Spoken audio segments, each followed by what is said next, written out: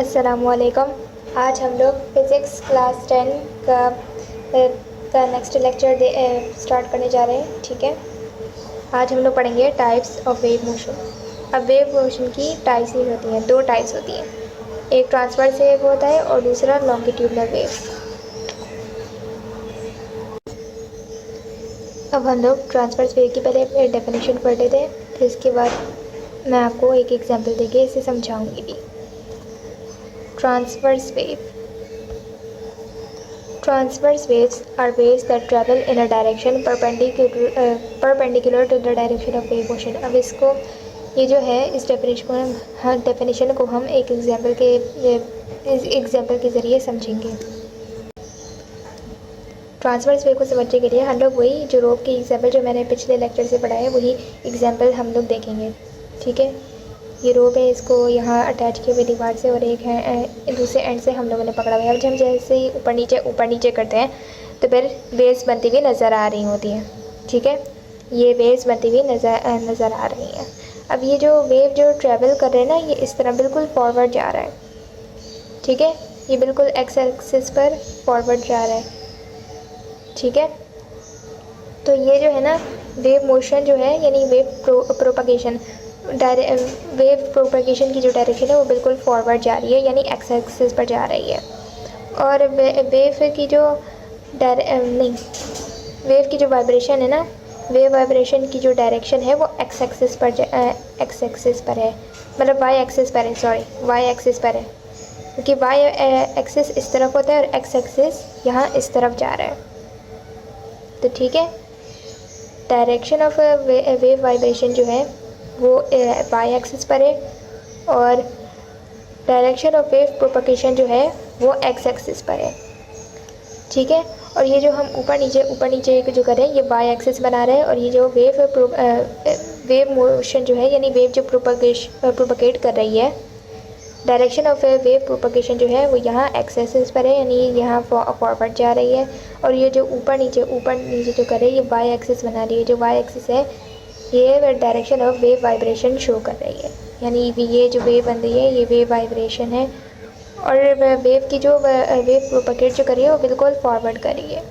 सही है, और ये जो है वाई एक्सिस और एक्स एक्सिस ये मिलकर बना रहा है 90 डिग्री है, यानी परपेंडिकुलर है। ठीक है, आप लोग को समझ आ गया? ठीक है, समझ आ गया। मैंने एग्जाम्पल के ज़रिए आपको समझा दिया कि ट्रांसवर्स वेव्स क्या है। अब हम एम्पलीट्यूड जो है, एम्पलीट्यूड, क्रस्ट और ट्रफ, इसको भी मैं एग्जाम्पल के तौर पे आपको अभी समझा दी।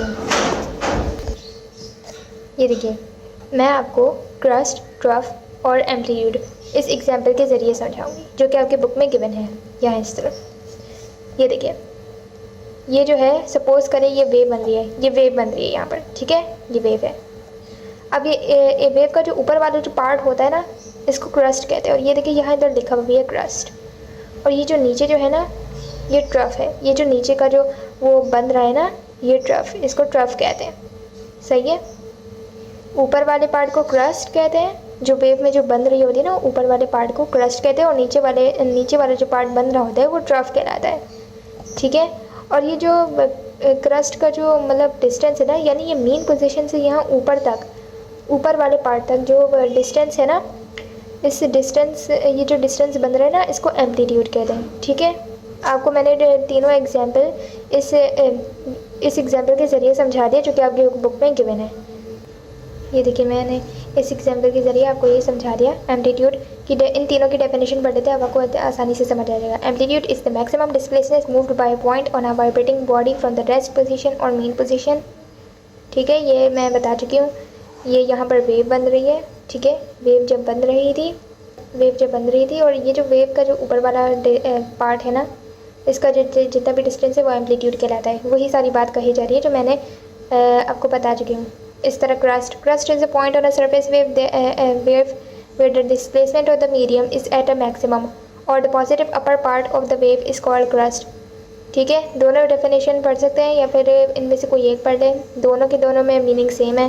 ये जो ऊपर वाला जो पार्ट है यानी positive upper part of wave, यानी ये जो वेव का जो ऊपर वाला पार्ट होता है उसे क्रस्ट कहते हैं। ठीक है, और trough is a point on a surface wave where the displacement of the medium is at a minimum। ठीक है, मैक्सिमम नहीं है, ये मिनिमम है। ये देखिए मिनिमम जो है ना, ये जो वेव में जो बन रहा है नीचे वाला जो पार्ट है उसे ट्रफ कहते हैं। सही है, अब हम लॉन्गिट्यूडनल वेव्स पढ़ लेते हैं। ये लॉन्गिट्यूडनल वेव्स की डेफिनेशन है। Longitudinal waves are waves that travel in a direction parallel to the direction of wave motion. देखिए लॉन्गिट्यूडनल वेव्स की जो डेफिनेशन है ना, उसको समझने के लिए हम स्लिंकी स्प्रिंग की एग्जांपल लेते हैं, क्योंकि इसी के ज़रिए हम समझ सकते हैं।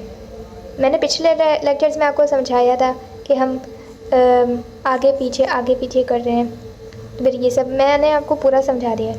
हम लॉन्गिट्यूडनल वेव्स को इसके ज़रिए समझेंगे, जैसे कि हम लोग आगे की तरफ करते हैं और पीछे की तरफ करते हैं, तो हमने देखा है कि ये जो आगे पीछे करने से ना कुछ पार्ट्स क्लोज हो जा रहे हैं और कुछ पार्ट्स में कंप्रेशन, मतलब कुछ पार्ट्स जो है ना कॉइल्स के वो दूर हो जाते हैं, अपार्ट हो जाते हैं।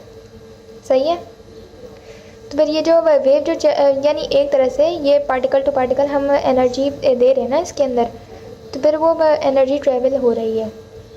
सही है, हम एनर्जी जो वेव जो ट्रेवल हो रही है ना वो इसके पैरेलल हो रही है, यानी ये एक्स एक्सिस पर ही ना वेव्स बन रही हैं, यानी एनर्जी ट्रेवल हो रही है।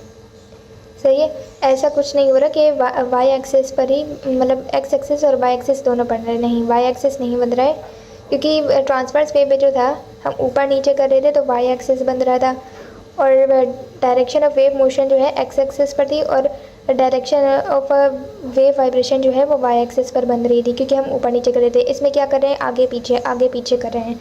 ठीक है, आगे पीछे कर रहे हैं, तो हम लोग को कोई डायरेक्शन ऑफ वाइब्रेशन जो है वो भी यहाँ इधर सीधी बनती हुई नज़र आ रही है, और डायरेक्शन ऑफ वेव प्रोपगेशन जो है वो भी सीधी बनती हुई नज़र आ रही है।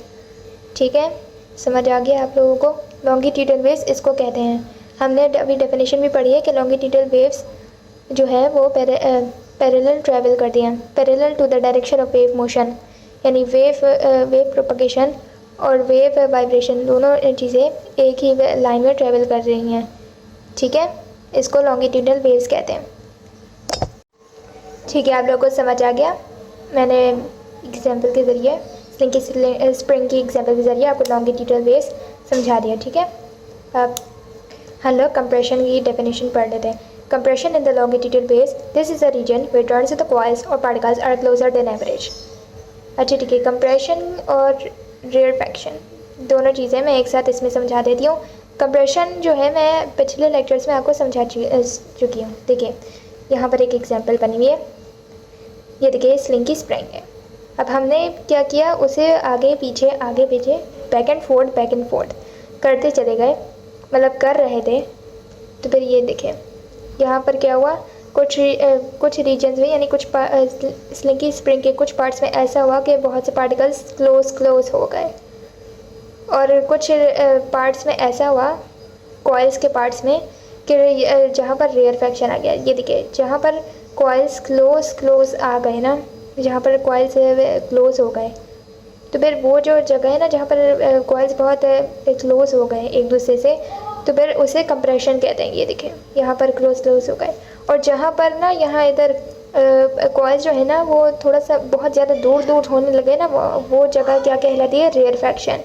ठीक है, आप लोग को समझ आ गया? ये बहुत ही सिंपल सी बात है। स्लिंकी स्प्रिंग में जो बनता है ना, जो पार्ट्स कॉइल्स के जो पार्ट्स होते हैं ना, जिस जगह पर कॉइल्स एक दूसरे के साथ, यानी कॉइल्स करीब आ जाते हैं, वहाँ पर कंप्रेशन बनता है, और जहाँ पर कॉइल्स दूर हो जाते हैं तो वहाँ पर रेयरफैक्शन बनता है।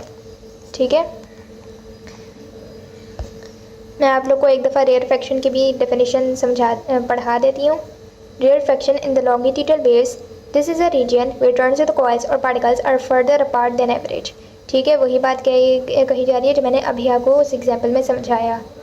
ठीक है, स्लिंकी स्प्रिंग जो है उसमें लॉन्गिट्यूडनल वेव्स बनती है, और उसमें जो मैंने अभी आपको समझाया, जहाँ पर फर्दर अपार्ट यानी कॉइल्स जो है वो दूर हो जाती है, तो उस जगह को रेयरफैक्शन कहते हैं। ठीक है, आज के लिए हम लोग बस इतना ही पढ़ेंगे। वीडियो पसंद आई हो तो थम्स अप कीजिएगा, चैनल को सब्सक्राइब कीजिए और दूसरों तक हमारे चैनल को पहुंचाइए ताकि दूसरे भी आगे देख सकें। तब तक के लिए अल्लाह हाफ़िज़, नेक्स्ट लेक्चर में मिलेंगे।